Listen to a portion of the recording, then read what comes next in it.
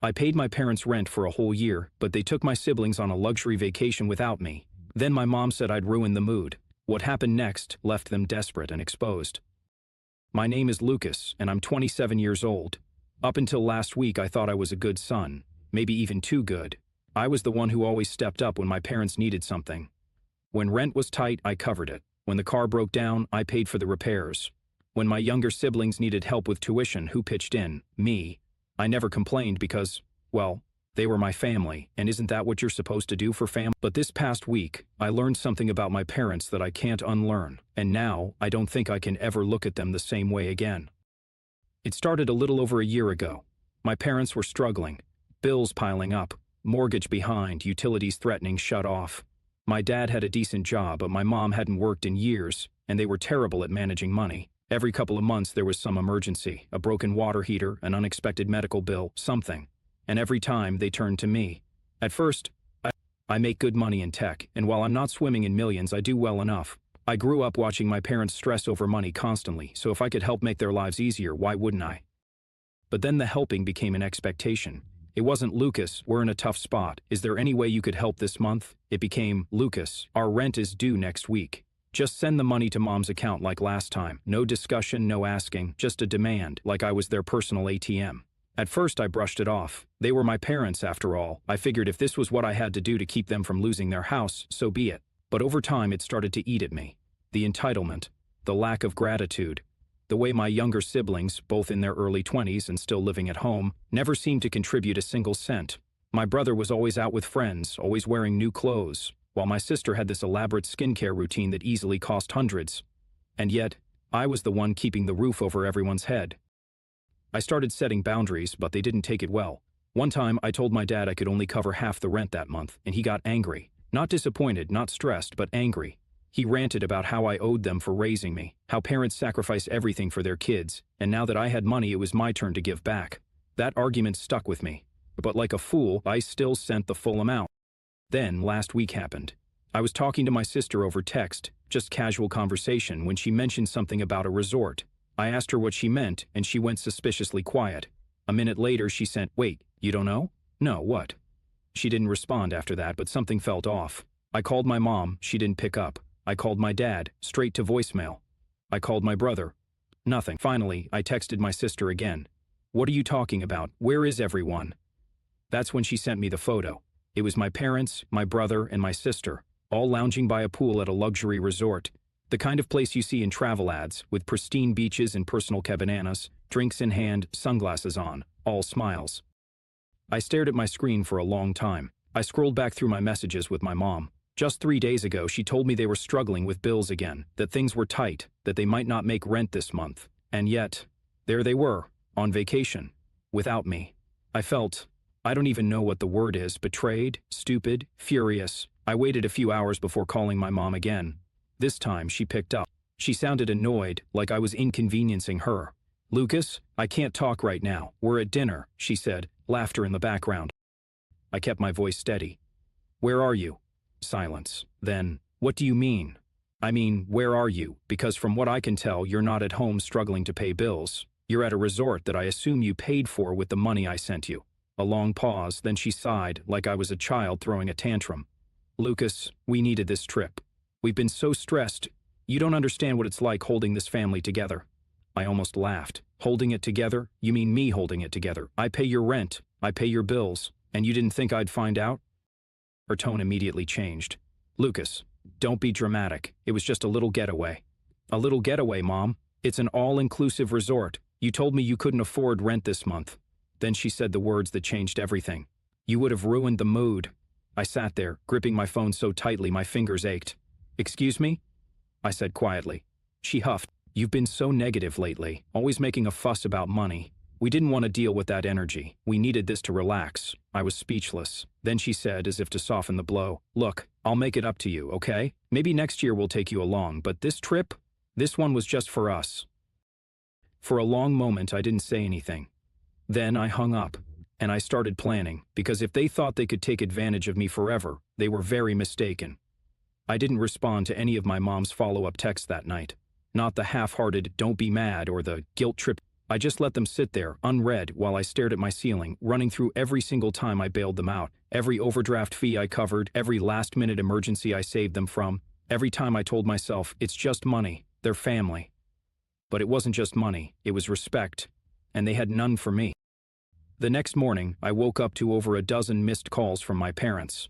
My dad had finally joined in. His texts were angrier, short, blaming me for overreacting and telling me to grow up. My mom's were softer, trying to smooth things over. Neither of them apologized. I took my time getting out of bed, made coffee, and sat at my kitchen table, scrolling through their messages like they were from complete strangers. And in that moment, something shifted in me. I was done. I wasn't going to argue. I wasn't going to demand an explanation. They knew what they did, and they weren't sorry. The only thing left to do was make sure they never took advantage of me again. Step 1 was easy. I cut them off, not dramatically, no big confrontation, no screaming. I simply logged into my banking app, went to the automatic transfer I had set up to send them money every month, and canceled it. Then I blocked them. Not forever, just long enough for them to feel it. I knew how this would go. The rent was due in a week. They'd spent my money on their little luxury vacation, which meant they had nothing left to cover their actual expenses. And sure enough, 3 days later, my mom's number, blocked, but still visible in my call logs, was blowing up. By the end of the week, she was leaving frantic voicemails. "Lucas, please, we need to talk. We might lose the house. You can't do this to your family. Please, honey, just call me back. We didn't mean to hurt you." Then my dad. "You're being childish. You're punishing us over nothing. Pick up the phone, Lucas." I ignored every single one. Then came my siblings. My sister texted first. "Mom and Dad are freaking out. Just talk to them." Then my brother. "Dude, you're taking this way too far." Too far? I almost laughed. They weren't worried about me. They weren't apologizing for what they did. They were just panicking because they needed money, and I had no intention of helping them this time. A few more days passed, and then I got an email. It was from my mom, the subject line just saying, "We need to talk." I debated deleting it, but curiosity got the better of me. I opened it, and what I read made me angry. The email started off almost normal, a fake attempt at reconciliation. "Lucas, we love you. We're sorry you feel this way. Let's talk and fix this as a family." But then the tone shifted. "We didn't want to tell you this, but we're in a really bad situation. The rent is due, and we don't have enough to cover it. We never thought you'd just abandon us like this. You know we rely on you. Rely on me. Not, appreciate me, not, thank you for all you've done. No, just straight up, we expect you to provide for us." The next part made my stomach twist with rage. "Your brother and sister are worried about you. They're saying you've changed, that you're acting selfish. Honestly, we're starting to agree. Ever since you moved out, you've been distant, cold. This isn't who you are, Lucas. We raised you better than this." I slammed my laptop shut. That was it, the final nail in the coffin. They weren't apologizing. They weren't even acknowledging what they'd done. Instead, they were trying to guilt-trip me into bailing them out again. I paced my apartment, hands clenched into fists. It wasn't just the entitlement. It was the sheer audacity. I had given them everything, paid their rent, covered their debts, and when they had extra money, they didn't use it to ease their struggles. They didn't save it. No, they went on a vacation without me because apparently I was the problem. I would have ruined the mood, but now that their little fantasy trip was over and reality was slamming them in the face, suddenly I was essential. I took a deep breath, my mind racing. I could ignore the email, I could keep them blocked, move on with my life, but something inside me burned for more than just silence. I wanted them to feel this. I sat back down, cracked my knuckles, and started typing. "Mom, Dad, I read your email. I thought about what you said. You're right, I have changed. And I'm finally seeing things clearly. You didn't rely on me, you used me.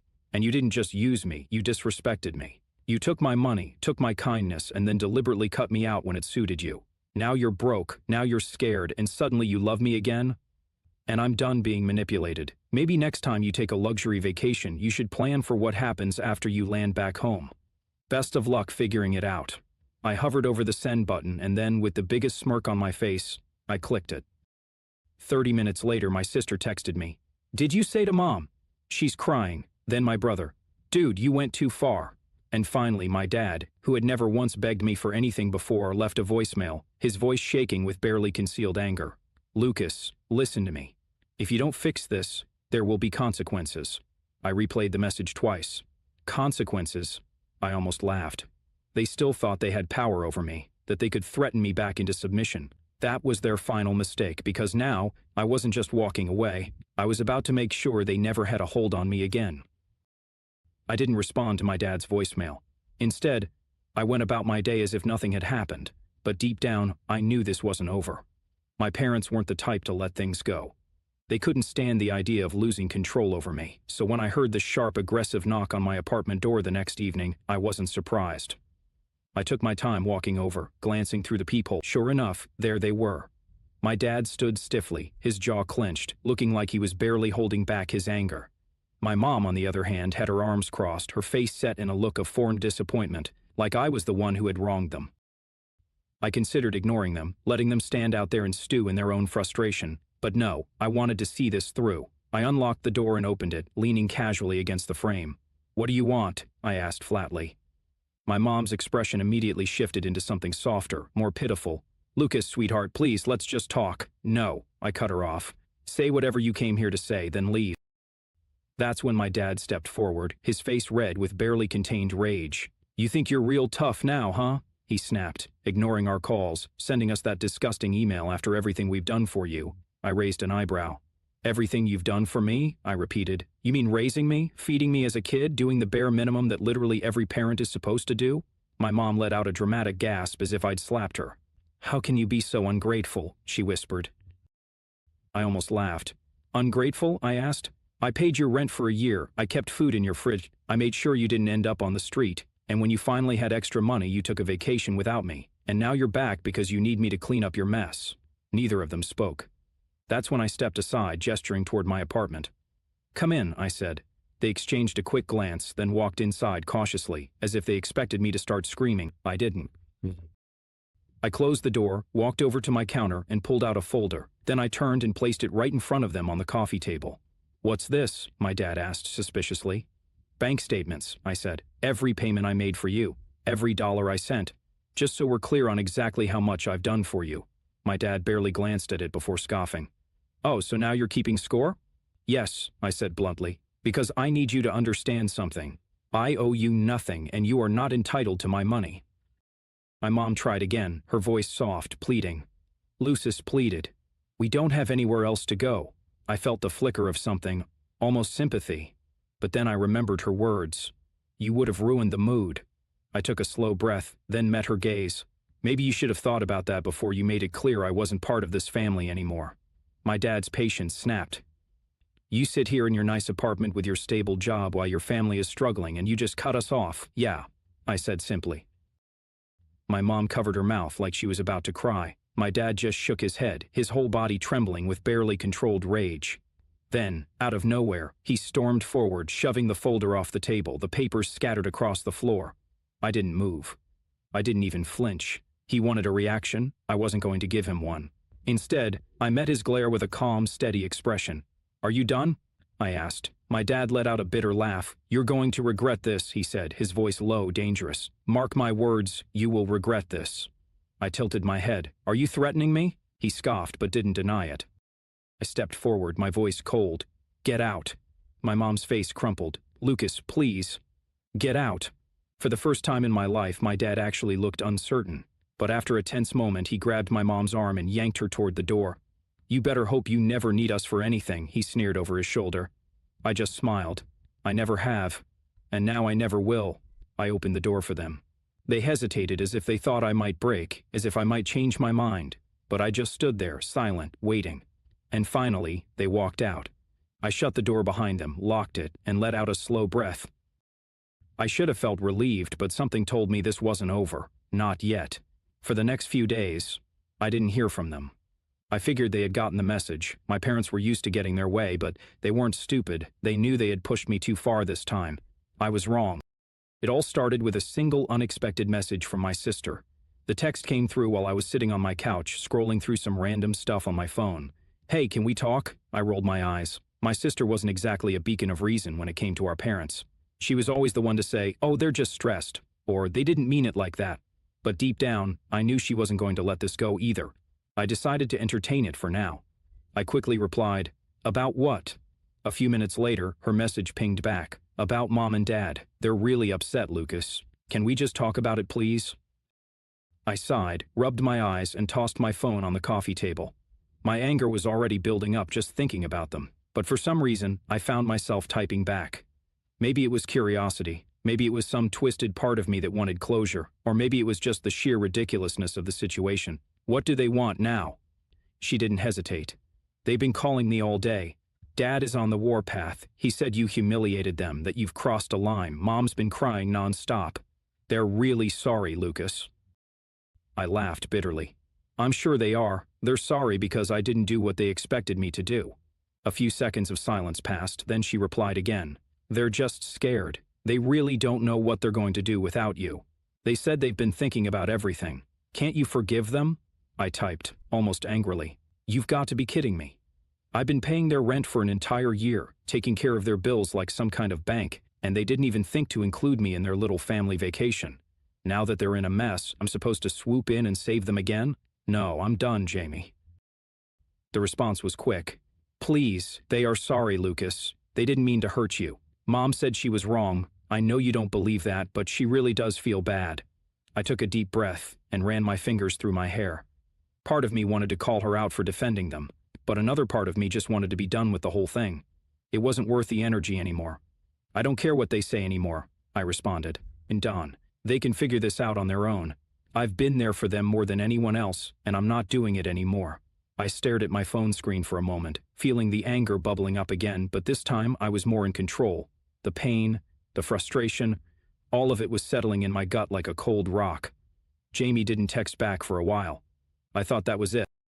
Then came the call. It was my mom. I let it ring out. I wasn't interested in hearing what she had to say. After a few minutes, she called again. This time I answered it, just to get it over with. Lucas, her voice was soft, almost trembling. I didn't mean for it to go like this. I stayed silent, letting her stew in the awkwardness. Finally, she broke the silence. You're right. We've been horrible to you. I've been horrible to you. I thought you'd always be there to take care of things, but now I see how wrong I was.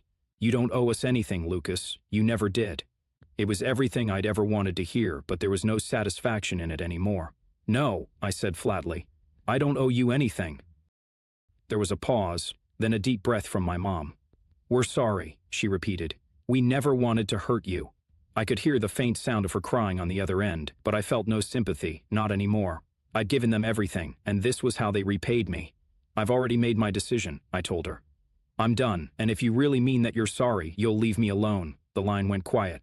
Then, just as I was about to hang up, she whispered, Please, Lucas, don't leave us. Don't turn your back on your family. I shook my head, even though she couldn't see me. I've already turned my back on you. You just didn't notice, until it was too late. And with that, I ended the call. I thought that would be the end of it, but a few hours later, my phone buzzed again. This time, it was a voicemail from my dad.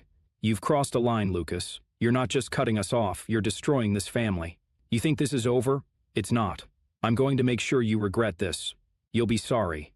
Just wait. I stared at the phone, trying to decide what to do. Part of me wanted to listen to it over and over, to savor the anger in his voice, but I didn't. I deleted it. It wasn't worth my time anymore. And then I knew what came next. The call I'd been waiting for, the one that would finally finish this story for good. It didn't come from my parents, though. It came from my brother, and when I picked up, his first words sent a chill down my spine. Lucas, you need to be careful. This is bigger than you think. They're planning something you won't expect. I froze. I wasn't sure what he meant by that, but the tone in my brother's voice instantly made my stomach turn. There was a quiet, eerie edge to his words, and it felt like he was hiding something. What do you mean, bigger than I think? I asked, my voice steady despite the whirlwind in my head. He hesitated before answering, and when he spoke again, I could hear the nervousness in his voice. Look, I know things have been bad between us, I get that. But this isn't just about the money anymore. It's about control. They're not going to let this go. They're going to make sure you pay for cutting them off. I felt the words like a punch to the gut. What do you mean, pay? Exactly what are they planning? My mind was racing, but I wasn't ready to let the fear take over. Not again. I don't know everything, he said quickly, but I've seen how they've been acting behind closed doors. It's like they're trying to manipulate the rest of the family into turning against you. I think they're setting something up, something big, and if you don't watch out, they'll turn everyone against you. I rubbed my temples, feeling the weight of his words settling on my chest like a heavy boulder. Was I prepared for what was coming? Was this just their way of playing some last-ditch manipulation game, or was there something else going on? Thanks for the heads up, I said finally, my voice cold and distant. But I've already made my decision. They've crossed every line. I'm done. I hung up without another word. That's when I realized something. It wasn't just about the money anymore. It wasn't about whether or not I'd been generous enough. No, this was about something deeper, something toxic, and I knew I had to completely sever ties before I ended up like them, bitter, entitled, and suffocating in my own guilt. The next day, the storm hit. I was sitting on my couch when I saw the first message. It was a group text from my parents, my sister, and my brother. We need to talk. This family is falling apart, and we need you to fix it. We isn't just about the money, Lucas. We're asking for your help. Please come home and be the man you were. I stared at the screen, my thumb hovering over the reply button, but I didn't respond right away. Instead, I sat there, staring at the message in disbelief. This was it, their final attempt to get me back in the fold. But I wasn't going to fall for it, not this time. So I did what I promised myself I'd do. I walked away completely. I blocked every single one of them on my phone. I unfriended them on social media. No messages, no calls, no way to reach me. A few days passed in silence. Then I got an unexpected visit at my apartment door. I opened it to find my parents standing there, looking like two broken people. Their faces were pale, their eyes red and swollen. For a moment, they looked nothing like the people who had raised me. They looked like they'd been defeated, and part of me wondered if they truly had changed. "Lucas, please, you have to listen to us," my mom said in a voice that was barely a whisper. "We're sorry. We've been wrong. We don't want to lose you. This whole thing, it's gone too far. We just want our family back." I didn't say anything. I just stood there staring at them, letting the silence build in the room. My dad spoke next, his voice shaky. "Please, son, don't do this. We need you. You're the only one who can fix this." It was in that moment that I realized I was done, completely done. They had manipulated me for years, used me as a safety net when things went wrong, and then treated me like I didn't matter when they thought I could no longer be of use to them. But now they were desperate. Desperate enough to beg, desperate enough to try and twist the situation to make me feel guilty. But I had nothing left to give them. No more money, no more favors, no more emotional support. I had been their lifeline for too long, and now I was walking away for good. I said firmly, "You've had enough chances. I gave you everything, and this is how you repaid me." I shook my head. "I'm done. This is my final answer." I could see their faces fall, the weight of their own actions finally settling in. It felt strange, but it was also freeing. For the first time in years, I wasn't tied to their drama. I didn't owe them anything. They turned to leave, but not before my dad muttered, "You'll regret this." But I didn't care. I felt no remorse, no guilt. I had finally taken control of my own life, and I was going to protect my peace from here on out. A few weeks passed. I didn't hear from them. I didn't hear from anyone else either. My phone was silent, and for the first time in ages, I actually felt happy, free even. Then came the final blow, an email from my sister. This time, she was the one apologizing. She said that she understood why I had done what I did, that I deserved better, and that the family was falling apart. She said that if I didn't come back, they'd never be the same again. She begged me to reconsider. I didn't even read the rest. I just deleted it. That was the end of it. I had won, and my family, what was left of it, was left to pick up the pieces. I don't know what the future holds, but I know this. I won't be looking back.